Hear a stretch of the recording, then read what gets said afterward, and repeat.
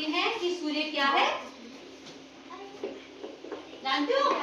जी, मैंने सुना है कि सूर्य 7 घोड़ों के रथ में आकाश में यात्रा करने वाला एक राजा है। अरे वाह।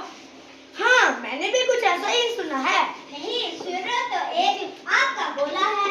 अध्यापिका जी, सूर्य तो एक ग्रह है। अच्छा, नहीं, ये तो एक तारा है। बहुत उत्तम। सूर्य एक तारा है। ये बहुत अधिक गर्म है, इसलिए इसे लोग आग का गोला भी कहते हैं।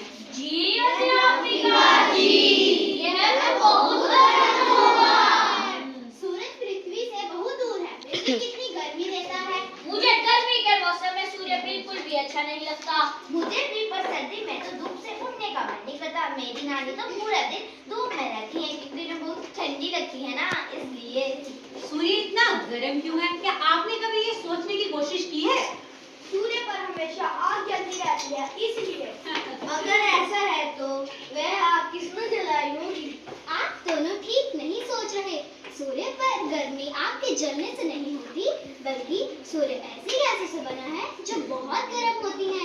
मुझे मेरी मौसी ने एक बार बताया था। बिल्कुल सही कहा तुमने सिया।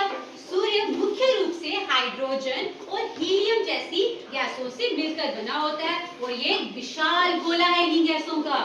इतने बड़े नाम हैं, बोलने में भी कठिनाई हो रही है। Hydrogen, helium. तो क्या हम चाँद की तरफ भी जा सकते हैं? वहाँ कैसे जाएंगे? जो जाएंगे वो जल नहीं जाएंगे। बिल्कुल। सूर्य तो बहुत गर्म होता होगा, बहुत अधिक, तभी तो वह चमकता है। बिल्कुल हाँ परीक्षित, सूर्य तक पहुंचना आसान नहीं है। वे चंद्रमा की तरह हमारी पृथ्वी के पास नहीं बल्कि बहुत दूर है। उसके भीतर हर समय आग जल रही है, वे कभी बुझती नहीं है। जैसे चंद्रमा के रहस्य हैं, ठीक उसी तरह सूर्य के भी रहस्य हैं। इन्हीं रहस्यों का उद्घाटन करने के लिए हमारे वैज्ञानिकों ने आदित्य L1 का निर्माण किया है। ये क्या है अध्यापिका जी? आदित्य, तुम ही तो हो आदित्य L1।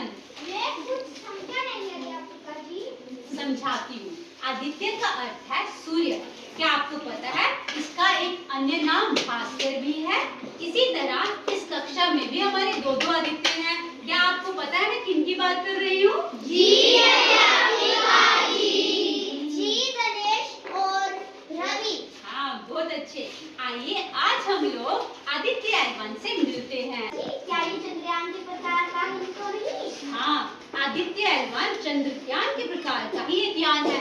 इसका कार्य सूर्य के बारे में जानकारी जुटाना है, जैसे ये किस समय कैसा होता है, इसके भीतर जलने वाली आग का ताप कितना होता है, इस ताप का प्रभाव आसपास कैसा होता है, या इस प्रभाव का असर पृथ्वी पर भी पड़ता है या नहीं। क्या ये सूर्य पर पहुंच गया है?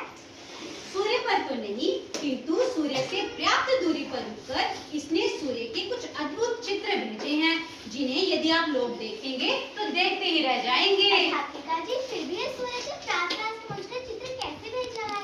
उसकी इतनी गर्मी से जल नहीं रहा? नहीं, सूर्य से आदित्य L1 को कोई भी हानि नहीं पहुंच सकती, क्योंकि ये एक सुरक्षित दूरी पर स्थित है और वह अपने स्थान से समय समय पर उसके विभिन्न चित्र लेता रहता है। ये तो एक इतने प्रकार का यंत्र है जो अपने को जलने भी नहीं दे रहा है और इतने गर्म सूर्य के चित्र भी ले रहा है। अध्यापिका जी, आदित्य L1 में L1 का क्या अर्थ है? L1 का अर्थ है लग्रांज 1। अध्यापिका जी, लग्रांज 1 क्या होता है? L1 अर्थात लग्रांज 1 बिंदु अंतरिक्ष का एक विशिष्ट स्थान होता है जो सूर्य और पृथ्वी से के केंद्रों को जोड़ने वाली रेखा पर होता है।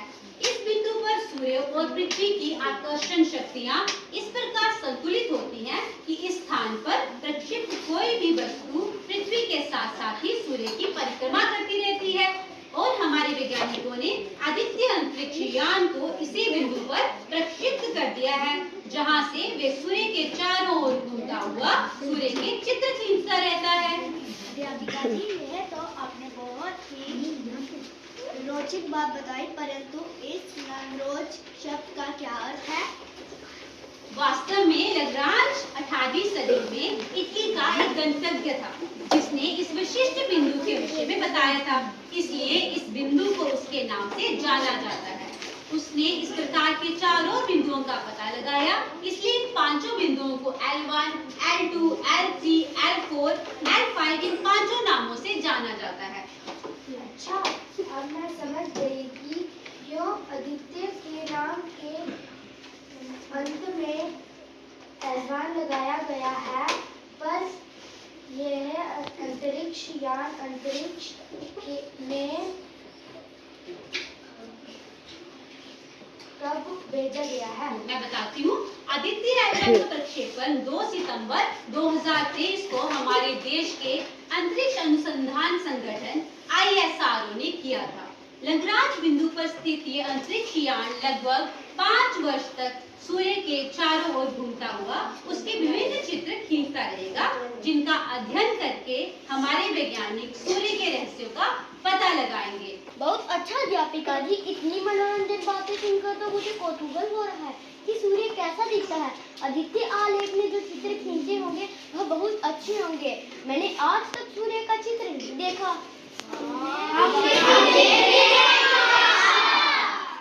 चांद का देखा है, पृथ्वी का देखा है, चंद्रयान का देखा है, अपने बचपन का चित्र देखा है, पर मैंने तो कभी सूर्य का कभी नहीं देखा। मैंने तो अपने माता पिता के बचपन के भी चित्र देखे हैं, पर सूर्य का भी चित्र होता है ये तो मुझे पता ही नहीं था। पिताजी ने सूर्य की ओर देखने के लिए मना किया है। सही कहा आपके पिताजी ने। सूर्य को कभी भी प्रत्यक्ष रूप से नहीं देखना चाहिए, क्योंकि ये हमारी आंखों के लिए ठीक नहीं है। लेकिन आदित्य L1 ने आप सभी की ये इच्छा सुन ली है। इसने सूर्य के 11 रंगों के चित्र भेजे हैं, जो देखने में बहुत सुंदर हैं। मैं उनका रंगीन चित्र भी आपके लिए लाई हूँ, तो ये देखिए।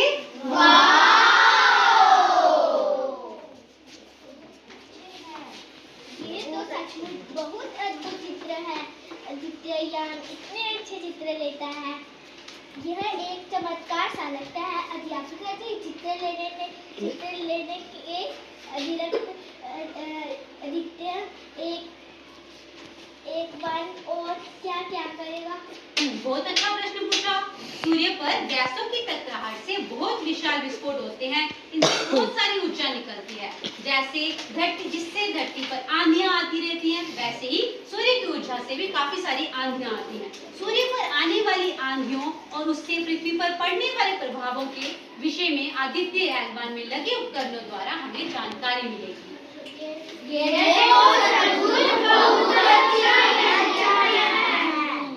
अध्यापिका जी, मुझे तो ये सब अद्भुत बातें जानकर बहुत आनंद आ रहा है। मैं तो बड़ा होकर अंतरिक्ष वैज्ञानिक बनूंगा और दूर दूर के तारों के विषय में पढ़ूंगा और वहाँ अंतरिक्ष यान भेजूंगा। अध्यापिका जी, मैं भी बड़ा होकर अंतरिक्ष यान बनाऊंगा। अच्छा, आप भी अंतरिक्ष यान बनाओगे? अच्छा। मुझे आज के पाठ में बहुत आनंद आया। मैं तो ऐसा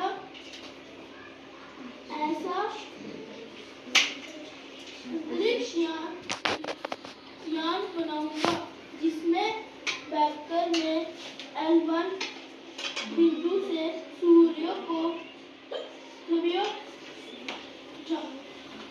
जाकर देख सकूं। हमने भी अरे वाह, आप सब तो काफी मेधावी हो।